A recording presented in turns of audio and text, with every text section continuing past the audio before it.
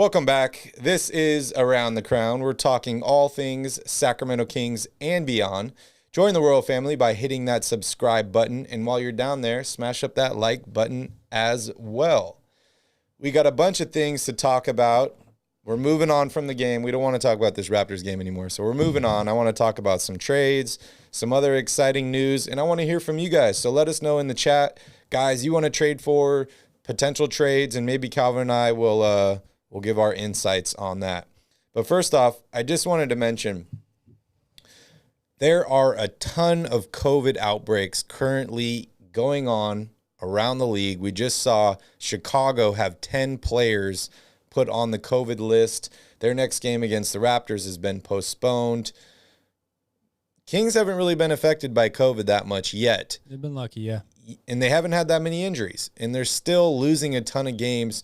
So it just makes me wonder, once the bug starts to come around to Sacramento, it's going to make us even thinner and less likely to win these games. So I just want to hear some thoughts from you, Calvin, on what's going on with all these COVID outbreaks. Is there something the league can do or should do to try and cool these down, or what do you think? I don't think there's anything that they can do about it. It's unfortunately just the state of the world that we live in now. And to be honest, I think the NBA has been lucky that it hasn't been worse than it has. Really all professional sports leagues in this country have been pretty lucky to go through one disastrous year and then be able to come back. Fans are allowed. I don't ever see anybody wearing a mask in the stands at any of these games. Even if they have it on, it's usually the chin diaper route. And so, no, I don't think there's much that they can do. I've already said that 97% of the league is vaccinated. So it's an extremely small percentage of players that aren't vaccinated. Some of them haven't even played a game this year, like Kyrie Irving. So no, I don't think that there's anything really that can be done about this. It's just it's a storm that they're going to have to weather. And each individual team is going to have to weather. Yeah. Chicago is hit by far the worst so far out of anybody that I've seen, 10 players in COVID protocol. That's just a lot of people to be out. And it's not just anybody. I mean, we're talking Zach LaVine and DeMar DeRozan are both out right now. Yep. And, we see it hitting the NFL as well. My fantasy team has been decimated by COVID over the last week or so, but we're still winning games, so happy about that. I read an article this week talking about how Terrence Davis stole Buddy Hield's minutes on this team. We saw him have 28 points the other night. He's been playing a lot better. Only 17 minutes tonight for him, 5 points. Buddy Hield outplayed him offensively. He got more minutes. He outscored him. Do you think there's any validity to this article? Yeah, I think there's some. I mean, Terrence Davis was inserted into the starting lineup. I don't know how many. Has Buddy even started a game this year? No. I don't think he has. So, yeah, I think there's a little bit of truth to that. But I also think that the Kings have been playing all year long, really. Even when Luke Walton was still the head coach, he wasn't playing as many people, as many minutes on every single night as Gentry has, or as Gentry has had to do in some cases with these injuries that they've had to endure. So yeah, there's a little bit of truth to that, but I also think that it's not surprising to me. Alvin Gentry has said over and over and over again that he's going to ride the hot hand, whoever is engaged and focused, in that particular game is going to get the lion's share of the minutes. And Terrence Davis did earn himself some more minutes by playing really, really well. And at the same time, Buddy Hield was in one of the worst shooting slumps of his career. So I'm not sure that you could really argue that Buddy should have been playing more minutes compared to anybody on this team, not just Terrence Davis. Yeah, and he's, as we mentioned, he is the definition of a streaky shooter. Some days we see the good, some days we see the bad, some days we see the buddy. The buddy. All right, moving on here. I want to say I did catch a Stockton Kings game this week, and I saw Emmanuel Terry balling out for the Stockton Kings. He's averaging 10 points, 10 rebounds this season. Just makes me wonder, Cal, should the Kings call up a guy like Emmanuel Terry? They don't have a lot of forwards. This guy might be able to help them. What are your thoughts? My thoughts are, first of all, I'm a big fan of Emmanuel Terry. I watched a lot of him in the Summer League this year. He is the type of player that you have to like, and he fills a lot of needs for the Kings. You mentioned he's a forward. He would add to that wing depth. He plays good defense. He's incredibly athletic. He plays with a ton of energy, which is something that we continue to talk about with the Kings right now, being this lazy team that can't get themselves out of this slump. So do I think that he deserves a shot? Yes, I absolutely do. However, I'm not so sure that this solves many problems for the Kings long term, because it just adds another body into this already really, really deep bench. And I think you're just going to continue to see all these different lineups play out. So I think Emmanuel Terry stands to gain a lot from that move, but I'm not sure the Kings stand to gain a lot from that move, if that makes sense. Yeah, I agree. Just happy to see somebody playing good in a Kings jersey, even if it is in Stockton. Yeah. Speaking of G League teams, Isaiah Thomas has reportedly signed a contract to play in the NBA G League Showcase December 19th through the 22nd. The G League Winter Showcase features 8 teams in a single elimination tournament. Team scouts and executives will be in attendance to evaluate players. He's also received a contract offer from the Grand Rapids Gold, which is the G League affiliate of the Denver Nuggets. I know many of you guys were Isaiah Thomas fans when he was here in Sacramento and even beyond, watching him play really well in Boston, and then unfortunately having hip injuries and falling off in Cleveland and LA. It's good to see Isaiah Thomas coming back. You know, the dude has started from the worst situation ever. It seems all like in every single aspect. Drafted, the very last player drafted, works his way up to become a starter, gets a big contract, gets injured, and now he's just working his way back up again. So really, really happy to see that. Anything definitely rooting for Isaiah Thomas. Definitely rooting for him. You think he'll make it to the NBA this season? Back with the Kings? No, I don't. Do you think he'll make it to the NBA this season? I will. I'll say yes, because I feel like, again, going back to the way that the world is working right now, all these COVID outbreaks, injuries, I think that there will be an opportunity for him somewhere at some point. Yep, I agree. All right, moving on. Let's talk about trades, guys. Hit us up in the chat. Let us know how you feel, what kind of trades you want to see. Vinny, can you show my screen?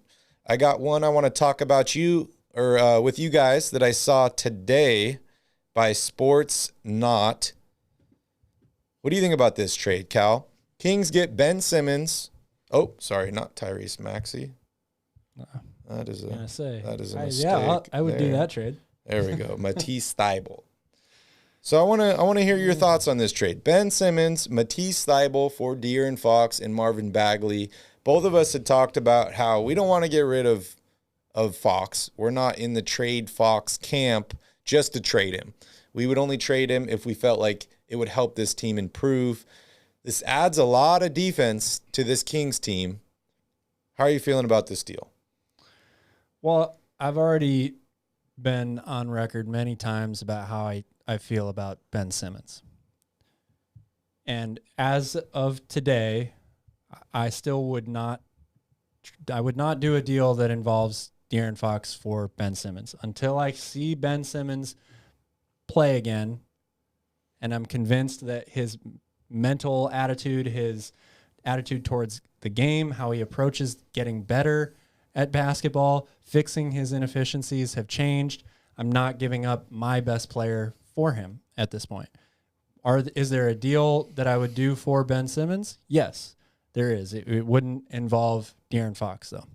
Yeah, it just wouldn't. There's even a lot of people saying that the Sixers would not be willing to do a trade now involving De'Aaron Fox just because the emergence of Tyrese Maxey And they would love to fill another position instead of the point guard because it seems like Maxey has stepped up and taken that role, making Ben Simmons expendable, potentially making his asking price a little bit lower. But, it could be good for the Kings. It could be bad for the Kings. Yeah. I don't think that they should trade De'Aaron Fox at this point. So I totally agree with you there. All right. You can cut that, Vinny. So I saw an article today in the Sacramento Bee by Jason Anderson saying that the Kings have explored trade offers involving Marvin Bagley and Buddy Hield. They're shopping them around the league, trying to improve this team and bring in a good player in return to help the core of De'Aaron Fox, Tyrese Haliburton, and Rashawn Homes. I think this is great news for Kings fans because many of us have been adamant about trading Buddy, trading Marvin. So it's good to see that the Kings are actually having discussions now because just about a week ago, they were saying that we're not trading anybody. We're trying to stick with this roster. We like what we have. We think there's potential, and we want to build off that. So it's some interesting news coming out now. Yeah, it makes total sense from the Kings' perspective. You're trying to improve the team and get away with dealing these two guys, that are probably the most expendable on this team in terms of trying to keep that core group of players that you think is the future and is the way to success. You're just trying to add an extra piece. The problem is I just don't know how many deals are out there for a player that improves the roster in return for Buddy Hield and Marvin Bagley. I think Bagley is probably opening some eyes from GMs around the league. They're at least maybe taking a closer look and seeing if it makes sense. But Buddy Hield's not helping his case at all right now. If I'm another GM, I haven't seen anything from him lately that makes me want to trade for him. Yeah. The only thing I could say about Buddy Hield is he's a good shooter. We know that. The numbers might not reflect it as of recently, but he takes a lot of bad shots. If I'm a good team with a good coach, I think I'm pretty confident in myself that I'm going to get this guy some good shots. And if he's playing with guys that are respectable at the three-point line, that can get their own shot, he's going to have a lot more opportunities. I think that's one reason why the Lakers are pretty interested in a guy like Buddy Hield, because you have LeBron, you have Anthony Davis, you have some of these other guys. They're going to get Buddy Hield open shots, and I think that'll be reflected in his field goal percentage. Yeah, I just don't know, though. I mean, the Lakers bench is one of the best bench units in the league in three-point shooting already. I would worry putting him out there with these other guys and somehow throwing off the chemistry. I mean, yep. I don't think Buddy Hield is going to start for the Lakers, which means he's probably going to be coming off the bench with Malik Monk and Carmelo Anthony, who are having great years outside. So I don't see there being much of a want or a desire if I'm the Lakers for him right now either. I don't think he'll end up in the Lakers. I think if he goes somewhere, it'll be probably another contender, but I really don't know at this point. Like, you're right. Like, he makes a lot of money. He's not very efficient. He makes these mental errors, mental lapses late in games. And someone says here, sass, but he shoots you out of games more than he shoots you in, which as of lately is very, very true. Lowell says, trade Harrison Barnes. He's had a rough comeback to this team. Calvin, I know you've been adamant about keeping Harrison Barnes. We got to see Harrison match up with Scotty Barnes tonight. Scotty showed us who the real Barnes or the better Barnes is as of right now. How are you feeling about HB? Would you consider a trade at this point, and what are you looking to get back for him? Well, he's struggling right now, and it really is affecting the Kings. They desperately need another reliable scorer, like he was early on in the season when he was putting up 20 points a game. Even though the Kings were not, winning games at a super high rate, they were, constantly in the mix, right around 500. They didn't go on any of these huge losing streaks really, really early on in the year. And that was because, largely in part, they had, even though when De'Aaron Fox was struggling, they had another guy that they could rely on to go out there and get them 17 to 22 points every night. Yep. So they desperately need him to get back to that mode. And I don't really know what's the issue with him overall. Would I consider trading him? Yes, I would. But what I'm going to be looking for in return, if I'm going to trade Harrison Barnes, he is really the only wing on this team. So I'm going to have to get a starting wing in return for him. Somebody that is, at or above Harrison Barnes' level. And when I say that, I mean at the level of what we saw early on from him this year, where he's scoring 20 points a game. Yep.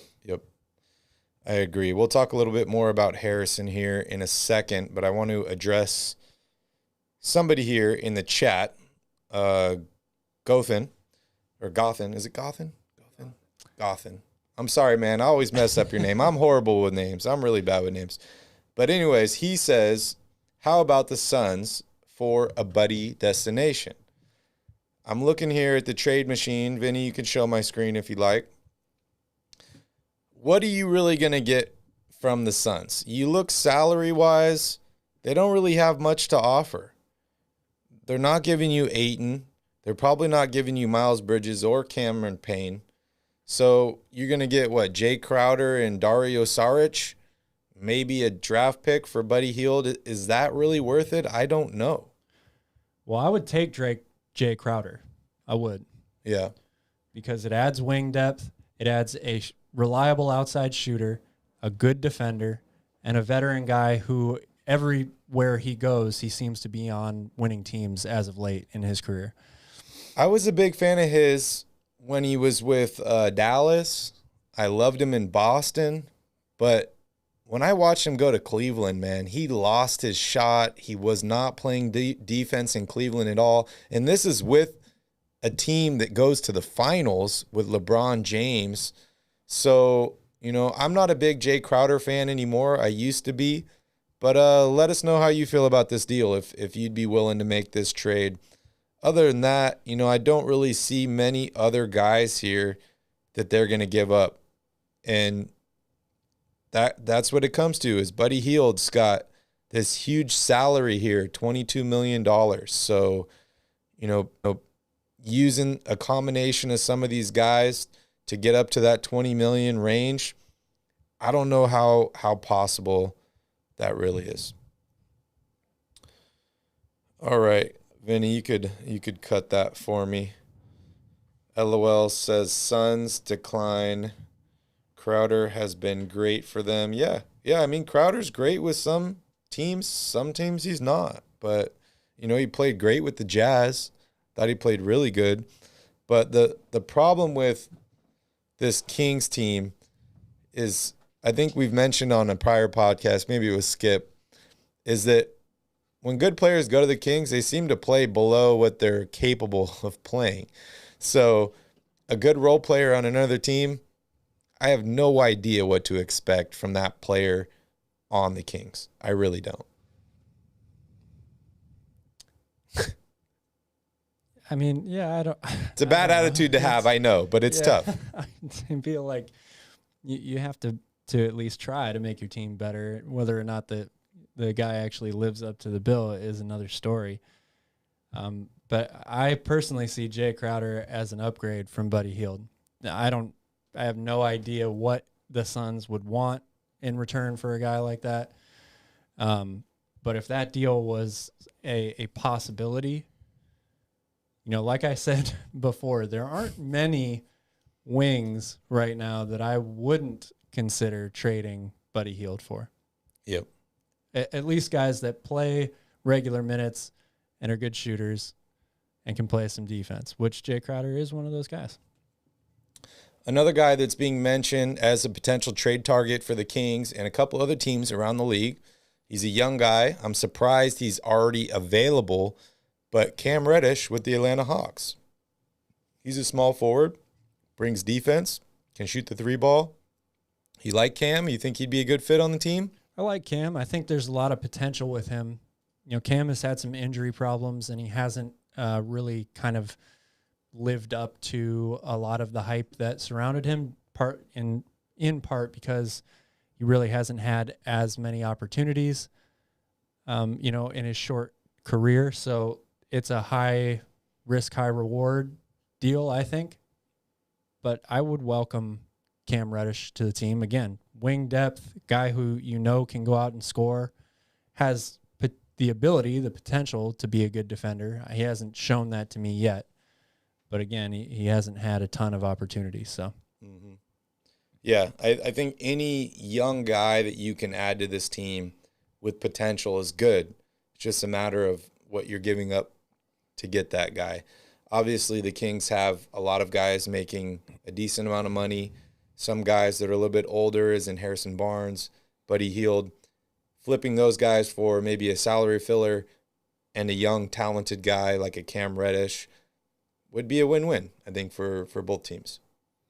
yeah. And if you were to send Buddy Hield to Atlanta, that'd be pretty exciting to watch him and Trae Young launch it from beyond the arc. They got a lot of guys that launch it. Yeah. Not just Kevin Trae Huerter, Young. yeah. Kevin Huerter. Deandre Hunter has proved to be a good shooter when he's been healthy. He's not out there right now. Gallinari. They got Gallinari. Bogdanovic. Even John Collins is throwing up threes now. So Bogdanovic. they definitely are a run and gun team. DeLon Wright was killing it for the Kings Yeah. late last year, making a bunch of threes. So, yeah, that's a really interesting squad. And I root for them just because Bogey's on that team, and I want Bogey to do well. We have a couple people here talking about rebuilding the Kings. An OKC type of rebuild would be nice. Presti is smart with the amount of draft capital he acquired. Yeah, I mean, the Kings don't have a Russell Westbrook to trade. They don't have a Paul George to trade to get all this draft capital. Yeah. I do love what he's done so far, but, you know, it really hasn't. When is the rebuild over? When is enough? Yeah, that's what I was going to say. It still remains to be seen what they do with all of those draft picks. Yep.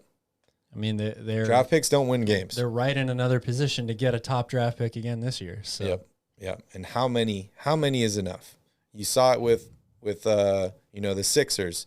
They eventually got good, but how many guys did they have to tank to try and go after? Right. They end up trading draft picks for a number 1 overall pick who was on their team for less than 2 years, and they end up flipping for basically a late first-round pick to the Magic, and Markelle Fultz has continued to be injured since then. So it's really tough. Then they have another former number 1 overall pick who's not even playing for them right now because he's sitting on the bench because they threw him under the bus. He doesn't even want to report. So it's really tough to say. Calvin and I, we did a 2K rebuild. We're going to do another one very soon here. We're going to have a little bit more of a plan this time. But I think we're leaning towards blowing up the roster, trading everyone not named Fox, Haliburton, Mitchell, and potentially Rashawn Homes. So let us know how you feel about that. We'd love to have you guys join in. We'll be doing some polls and some other fun stuff to hear your thoughts and try and make this team a little bit better. Who knows? As the Kings start to slide a little bit more, we might do a few more of those just for fun so we can watch at least a digital Kings game winning. Yeah. Winning. Yeah. I read another article this week by Bleacher Report titled NBA Teams That Need a Trade to Save Their Seasons. One of the teams they listed was the Sacramento Kings. Their logic was the Kings clearly believe they are they are above or better than a play-in team. And their reasoning on that was there's no reason the Kings would have fired Luke Walton, fewer than 20 games into the season if they didn't have high expectations for the year.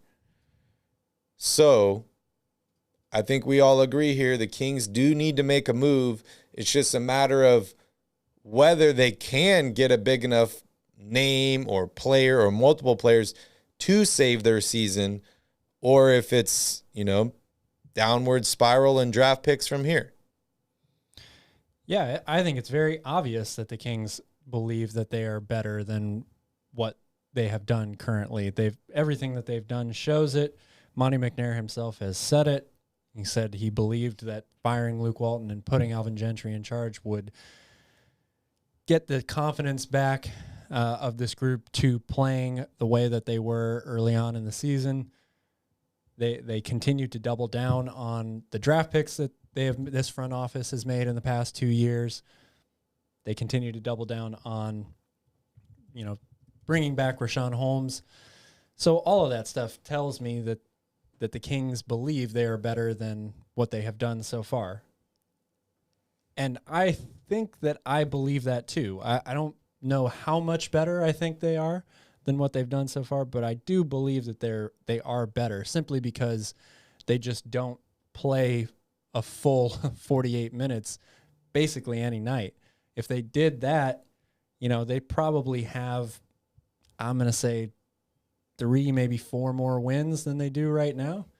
Yeah. Which is right around 500, maybe a game over or something like that. So it makes a lot of sense to say that the Kings are a team that need to make a trade to save their season, because you either are just going to be hovering right around this play-in tournament unless the roof caves in and then you are suddenly down, and at the bottom of the conference, or you make a move and you not just have a run at the play-in tournament, but you have a run at the playoffs itself. And I think that we've talked about it a lot already, but these Indiana Pacers players that are available would make an enormous difference for the Kings right now. So if I'm the Kings front office, and I think they are, reports today said that they've been very interested in Sabonis for years, which is kind of a weird thing to say. It's like, he's a good player. Who's not interested? Exactly. The guy's made 2 All-Star teams. That's not news in my opinion. Everybody's interested in him if he's available. It's just saying Kings are interested in LeBron James. Yeah. So it's reporting, but it is also true that these guys are available, and I think the Kings need to make as hard of a push as possible to retain one of them. I would much rather have Miles Turner, like I've said repeatedly on this show, but I would more than welcome Domantas Sabonis if the Kings were able to pull off a deal for him, because that I do believe improves the team. Yeah. Yeah, it's crazy how fragile this team is in this Western Conference is. If De'Aaron Fox had made those 2 free throws, Kings would have 12 wins right now, and they'd be in the 10 spot, which is technically a play-in spot. I know it's, your 6 games. They would be 5 games under 500 right now. Doesn't sound like a win or a team or a position that you really want to be in. But they're so close. If you're management, you're thinking, wow, we win that game. That's a 4-game winning streak. Maybe we play a little bit better in Cleveland. Maybe we play a little bit better tonight in Toronto. We're right in the mix. But then you look on the other side of the coin. If it weren't for that 3-game winning streak, if they had lost those 3 games, they'd be tied with the Pelicans with the worst record in the West. So it's really so tough. And hopefully a big trade will happen soon. Hopefully that can help propel them towards having a better record this year, or at least set them up to have a great offseason, come back next year stronger with a new coach and make some moves then. I don't really know. I'm at a loss for words at this point, because something needs to change. It's broken right now. Something needs to change. More than one thing. They have a really shaky organizational structure. They've had that for a long, long time. And we talked about it before. The greatest teams, the greatest franchises in this league are strong from the top down. It starts with ownership and it trickles down from there. And the Kings are missing a lot of those pieces. Yeah. Yeah, Jeff says they don't want to set the record for consecutive playoff drought. What does that record mean? It doesn't really mean anything. As a franchise, if you're worried about that, you're looking at the wrong thing. Yes, nobody wants to lose. People want to make the playoffs. But if that's your thinking on how you're going to rebuild this team for the future, you're looking at it the entire wrong way, in my opinion. Yeah, I agree with that. Definitely. Sass says Pacers have a better record and they are blowing it up. Are they blowing it up or are they retooling? Well, the report is that they're moving towards a rebuild. So, I mean, yeah, that does kind of make it seem like they're blowing it up. It's just a really unique thing. You know, the Pacers have only missed the playoffs 8 times in the last 30 years, but they've been stuck in this sort of NBA purgatory type situation where they're never terrible, but they're never great. Mm-hmm. So they suddenly have this epiphany that, you know what, we're going to try a different method this time. Yep.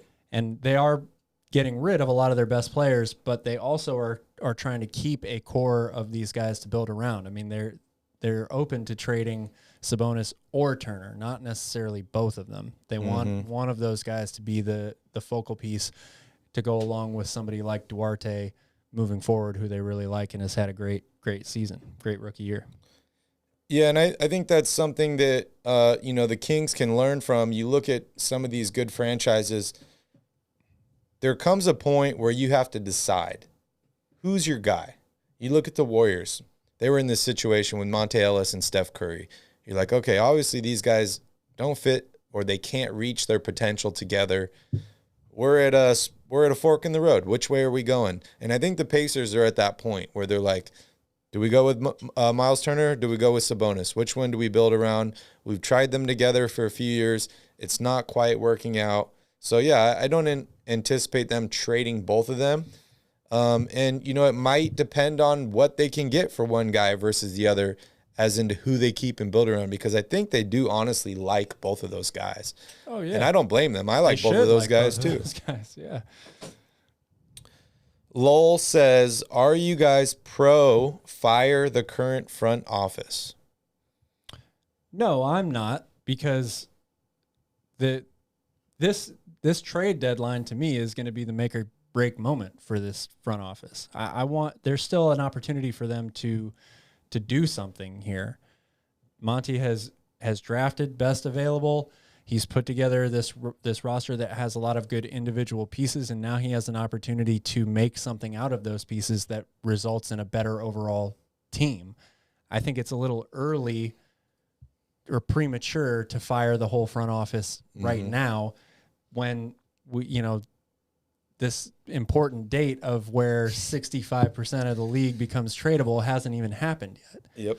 Yep. And that's December 15th that he's referring to, which is coming up in just a couple days. It is coming up very shortly. Like I said, this next month and a half, 2 months leading into the trade deadline is an extremely important time for this front office. Extremely, extremely important. But they still have a chance. So I'm going to let that see what they do with it before I say, out with the old and in with the new. I think that would actually set the organization back even further if they were to do something like that. Yeah, what up, Lane? Good to see you, buddy. What's up, Michael? Glad to see you guys in the chat here. Foster says, what would you like to see happen, I'm guessing, before the trade deadline? I would like to see a trade made. Well, let's fire up Calvin in the front office position. Well, look, your GM. We've talked about this ad nauseum for the past couple of weeks. I want Miles Turner. That is out of anybody in the league that I know is available today. That's the one person that I want the most, who I think is both available and obtainable for the Kings. Certainly, there are plenty of other guys. Siakam, I would love to have. You could go down the list and say, yeah, there's this player I would love, this player I would love. But my thing is, it's clear that this is not working, or it's not working the way they intended it to. We talked all last season about how terrible the Kings were defensively, and if they could just improve a little bit more in that area, but still keep the same offensive numbers, they're probably a playoff team. This year, they have not done that. They're slightly better than they were last year, but it's almost impossible not to be better than the worst statistical defense in NBA history. So at this point, I just want to see there be some type of move here that acknowledges the fact that we suck in these certain areas. We need more depth in these certain areas, so we're going to go out and get that. If the moves that they make end up not working out, that's really unfortunate, but I will at least be happy seeing that there is attention to detail and the deficiencies on this team currently. Yeah, I think Calvin and I are both on the same page here where we just want defense. We think they need more defense. Drafting Davion Mitchell is a step in the right direction, but it's not enough. You need to bring in more guys. There are a bunch of players that I would go after. If I was in the GM's position right now, I've talked about Miles Turner. I love Miles Turner. I'd love to bring him to the squad. I love Matisse Thybulle. I'd love to bring Matisse Thybulle to the Kings. I like Lou Dort a lot as well. I think it's worth it calling Phoenix and seeing what it would take to get a guy like DeAndre Ayton, because potentially you could buy low on that guy. He has a lot of potential. It's hard to say what you would do as the GM because we're not a GM. We're not in that position. We don't know what the calls. We don't know what the offers are that are on the table. All we know is that you need to take what you have and hopefully turn those pieces into something better and make a trade to improve your roster. So, there's a bunch of guys we could talk about we'd love to have on the team, but it all depends on what it's going to cost to get one of those guys. And I think that's the only way you can really look at it is, would I love to have Lou Dort on the team? Yes. Am I giving up, 4 first-round draft picks and De'Aaron Fox for Lou Dort? Hell no, I'm not. But if I can get a reasonable deal for him, I would love to bring him in on this squad because I like what he does, and I think he can really help this team. Marcus Smart is another guy like that. The Kings need defensive-oriented players that have a dog mentality, that can light a fire underneath these players and just play some defense and care about winning games. Yeah, and they need a more balanced roster from top to bottom too. They've doubled down super hard on this guard-heavy lineup, and they're very deficient at a lot of the wing and forward positions. So they need to go out. They need to get in a perfect world. They would go out and get a starting power forward. Yep, a guy that we know is going to be the starting power forward every game for the rest of the season. There's no question of, well, who do you think it's going to be tonight? They're playing this team. This team's big, or this team plays fast, or blah, blah, blah. No, this is the guy that starts at power forward every single night for us, and then they need wing depth on top of that. Yeah, and I honestly don't know if this small ball lineup is something that's going to work for the Kings. I think that they need to do whatever they can to help improve this team through the rest of the year. But firing your coach early on in the season, statistically, if you look at history, is not do well for your team. We all know what happened with Atlanta last year, and they end up going on, a couple winning streaks, playing very well. That is an abnormality. That is not a regular thing when you fire your coach early on in the season. So they need to do what they can to improve throughout the rest of the year, and then they need to think long and hard at the end of this season, what plan are we going after, and we need to stick to it. We need to hire a coach that's going to play the playing style we want. We need to bring in players that match that playing style, and we need to be consistent, and we need to do that over and over and over again. It doesn't matter if you win 5 games in a row. It doesn't matter if you lose 5 games in a row. If you have a system that you've chosen and you need to stick with it and keep going, you have good players, you like what you're doing, you have to stick with it. 100%. Shout out to Skip. I just see him in the comments there. Sacktown, Breaktown in the house. What's up, buddy? A lot of people are talking about Fox's post-game press conference about how he didn't really care until they attacked him and the things he's been writing on Twitter and all that stuff. Fox is a competitor. You may not think that he's got that fire or he brings it every single night, but over these last couple losses, he's been one of the only guys that has brung it offensively on this team. So it's got to be frustrating. This is his fifth year in the league. Every year it's like, okay, we got to make it to the playoffs. We got to do this. When you draft 2 more point guards in back-to-back drafts, Doesn't matter how you feel about best available and all that. But for De'Aaron Fox, that must not feel that great. No, nobody likes to lose. You look when they had Boogie Cousins and Vlade drafts Georges Papagiannis. DeMarcus Cousins is pissed because he needs help. Why are you drafting a guy that's going to sit on the bench behind me and come in and help after me? I need guys on the court that are going to help me now. De'Aaron Fox needs a Robin. If he is going to be a Batman, he needs a Robin. And that guy's got to be consistent and be there on the court.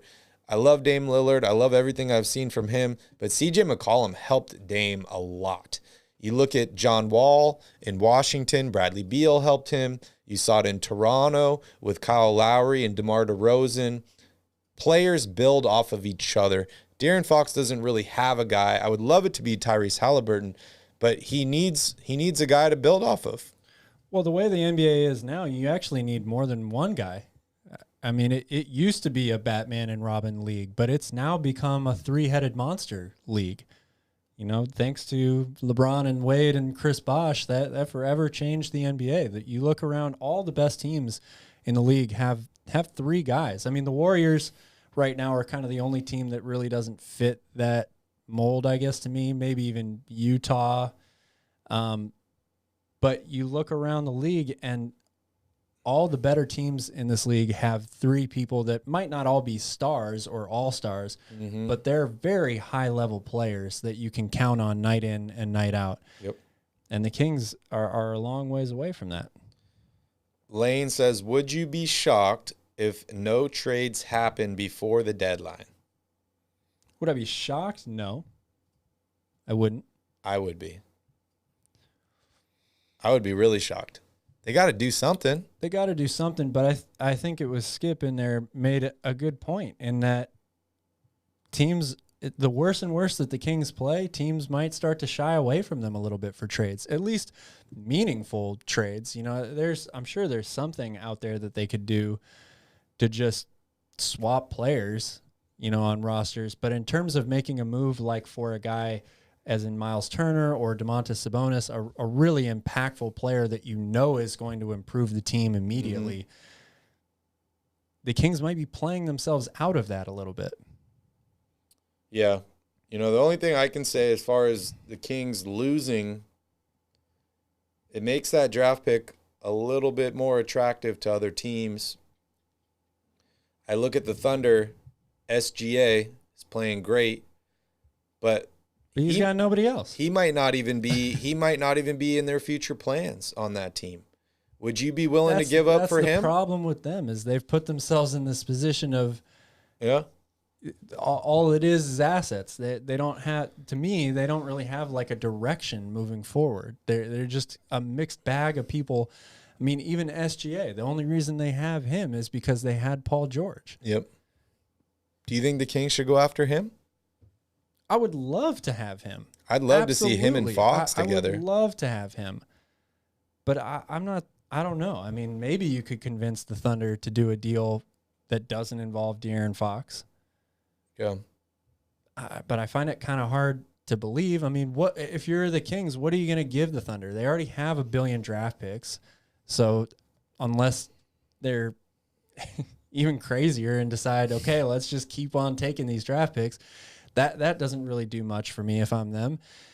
They don't have much roster-wise in general talent overall, but they have a ton of young players at a lot of different positions. I mean, is Davion Mitchell, you know, SGA makes a shit ton of money also. So they have to put guys like Buddy Hield and Marvin Bagley and maybe even another guy in there in order to make that deal work.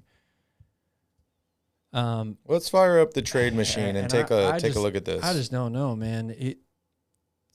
Gilgeous-Alexander is such a fine player. If the Thunder move on from him as well, and they don't get a star in return, I mean, they're basically condemning that organization to another 5 years of awful basketball. Yep. Yeah, and SGA, unless they hit big time on a draft pick, which is always possible, but it's nowhere near guaranteed. It's the lowest probability in terms of all the ways you can improve your team: free agency, trades, and the draft. The draft is the least predictable by far out of all of them. Yep. Yeah, SGA just signed a contract extension, so I don't think he can be traded until January 14th or maybe even right up before the trade deadline. But he's still only making $5.5 million this season because his extension doesn't kick in until next year, which, you could look as a good thing, but probably not the greatest considering the Kings would want to give up a guy like Buddy Hield, Harrison Barnes, Marvin Bagley.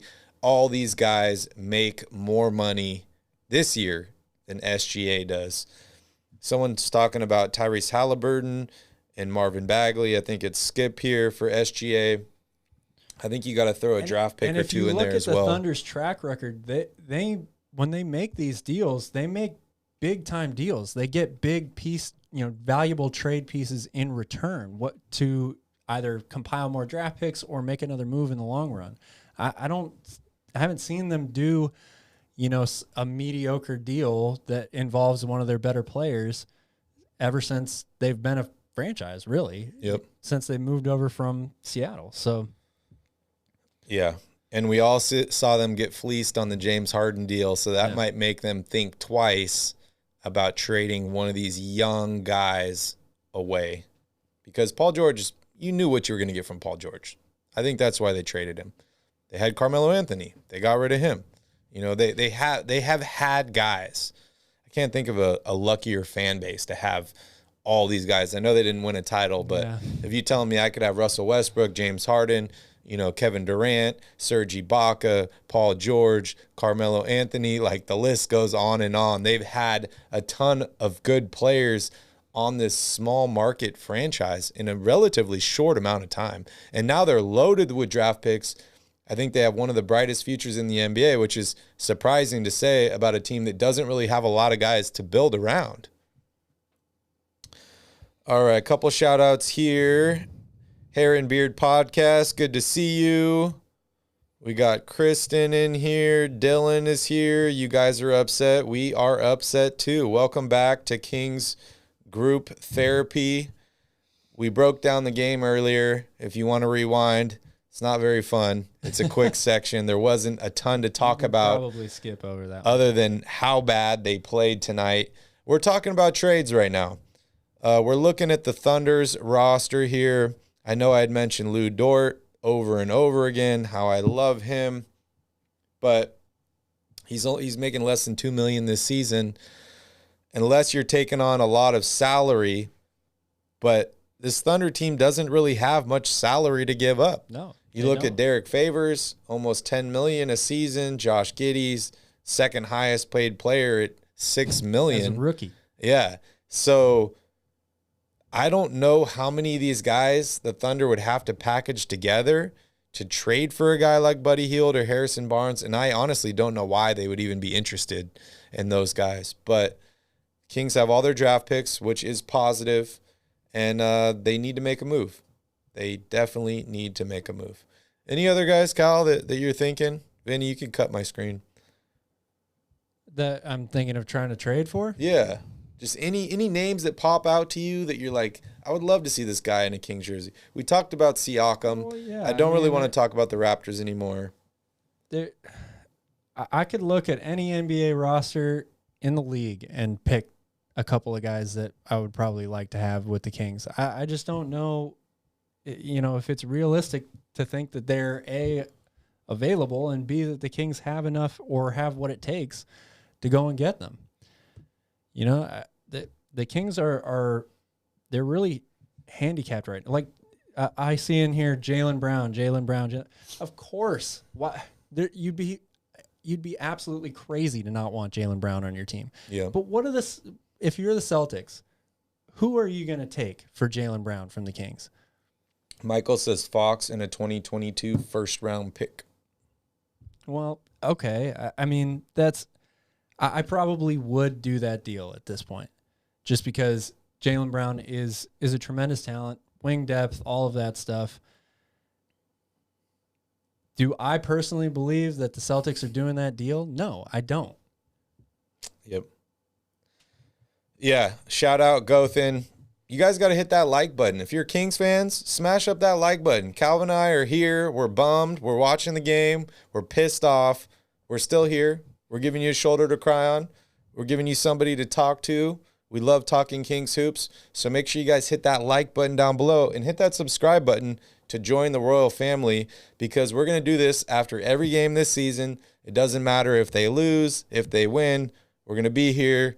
We're going to be drinking beers, and we're going to be having fun with you guys. Michael says, add a second first. It would take more than 2 first-round picks. And De'Aaron Fox? Yes. Look, Danny Ainge is not doing a deal for De'Aaron Fox. He's not in charge anymore. Well, okay. That's fine. It's Brad Stevens, first-time GM. Even better. Brad Stevens, super more analytical than Danny Ainge. You just cannot convince me that that is a realistic trade. De'Aaron Fox and a first-round pick for Jaylen Brown. Yeah. I'm sorry. That just does. There's no way. Absolutely no way. Yeah, Cam says Matisse Thybulle. I'd love to have Matisse Thybulle on this team. It's just, what are you going to give up? I'd love to get Matisse. I'd love to bring back Seth Curry. But what are you going to give up to bring these guys? The problem with going after rookies or guys on their rookie scale contract is they don't make enough money. So you really can't send them a lot in return unless you're sending them another guy on a rookie scale contract and draft picks. No, it's not. Sorry to interrupt you. It's not because Fox is that bad. It's because Jaylen Brown is that much better. Jaylen Brown is a complete all-around player. He's an all-star. I mean, trading Jaylen Brown for De'Aaron Fox makes the Celtics worse. It does. Yeah. Yeah. I mean, sorry, end rant on that one. And you're just not going to see that trade happen. I'm sorry. And we're big De'Aaron Fox fans over here. It's just, looking at yourself in the mirror and being honest. I like De'Aaron. I've liked him since college. I wanted the Kings to draft him. I still like him, but he needs help. And did the Kings have another bunch of assets that they can throw at a team and bring in a second and a third piece to add to De'Aaron Fox? Or do they have to trade De'Aaron Fox to potentially have assets to have these guys in the future? Because we all talk about how the Kings have been on this kind of middle road here. They haven't had a chance to get a lot of high draft picks. When they did have the second overall pick, drafted Marvin Bagley, wasn't starting or playing much half of this season so far. So that is obviously not working out. I would be very, very surprised if Marvin ended up on this team next year. Oh, yeah. But I would too. They're drafting a little better now. I don't really like the fit of all these guys they're drafting, but I'm going to stick with my prediction that I've had since day one. As soon as Monty took over this squad, he's going to draft best available. He's going to acquire assets. And he's going to end up trading him for a big-name guy. I don't know who that is yet, but I have to think that that's his goal. You look at his track record, that's what he did in Houston a couple different times. Yeah. I know he wasn't the main guy there. It was Daryl Morey, but number 2 in command, you think he was very involved in all those conversations. Had to be, he had to be. So I think that that's potentially what is going to happen. Yeah. Hopefully it's not De'Aaron Fox. Hopefully he can bring in a big name guy without De'Aaron Fox involved and pair them together. But who knows? At this point, we talk about the definition of insanity. Mm-hmm. Kings are insane right now. They're doing the same thing over and over again and expecting different results. They need to do something different. Definitely. And I'm reading, that we're still seeming to be talking about the Celtics and the Kings being trade partners here in the chat. And you guys are making really good points. The Celtics definitely need a point guard. There has been rumors swirling, although I'm not sure whether I believe them or not, about Jaylen Brown and Jason Tatum not being able to coexist. They might not like playing with each other that much. I do think the Celtics are clearly at a crossroads. I mean, they're an underachieving team as well, and they probably need to do something. But if I'm the Celtics, if I'm going to give up somebody like Jaylen Brown, I'm aiming higher than De'Aaron Fox, honestly. I mean, Damian Lillard would be a guy that I would be targeting for sure if I wanted to bring in an immediate all-star point guard to go along with Jason Tatum. I think that Jaylen Brown is probably one of the highest regarded young players in the entire league. So he's going to command, in my opinion, just an incredible amount. Yeah, and I'm not doubting the validity of them breaking up that duo, because they very well could. But if I'm them, there's guys that are available that are better than De'Aaron Fox. I like Bradley Beal a lot. We've talked about him in Washington, potentially leaving Washington forever. Feels like we've been talking about that for like 10 years already. He's still there. They're playing better now, but dude is a stud. If I'm looking to break up that squad, I would much rather have a guy like Bradley Beal than De'Aaron Fox, and that's just straight up. Yeah. All right, Sacktown breakdown. I don't think Monty has done a good job here, but I don't think he is a bad GM either. I think we are just such a joke of a franchise. No one is looking to do business with us. Just take what we got. Yeah, I agree with that. I do think that Monty is starting to put a little bit more pressure on himself right now, though, because we've talked about it. These last two drafts, he goes with 2 point guards. So, yes, those guys may have been best available players, and they might turn out to be phenomenal players in this league. But I think that he is now, with how the team is performing, he is putting the pressure on himself, because it's clear that this team is not built the right way together. They're not built for success. So it's now on him to figure out what to do with that. And he has to figure out how to move some of these pieces around that either improves the team right away or gives them an opportunity in the next couple of years to improve through the draft by collecting draft picks, or, releasing a bunch of salary cap for them to try to target somebody in free agency. Although we know, as history shows us, that Sacramento really, really struggles when it comes to trying to land free agents. Yep. They're handicapped because they're a small market team. They don't always have the most salary cap in general, and it's hard to attract people to come play in Sacramento. So, again, that just means that there's now even more pressure on him to try to put together a deal that's going to improve this roster. Yeah, let's talk about a guy that we haven't even really mentioned tonight, and that's because he missed the past couple games due to an eye injury, and that's Rashawn Homes. I think he's had a huge impact on the team. I don't have the stats in front of me, but I know when he misses the game, the Kings are a lot more likely to lose. How are you feeling about Rashawn? Are you happy with him at the center position? Because he seems to get poked in the eye very, very often. He's been unlucky this season. And when he misses games, the Kings lose. So are you going to try and trade him to upgrade at that position? Do you want a lateral move to a guy that's maybe more available, or maybe a guy that fits a playing style of De'Aaron Fox a little bit better?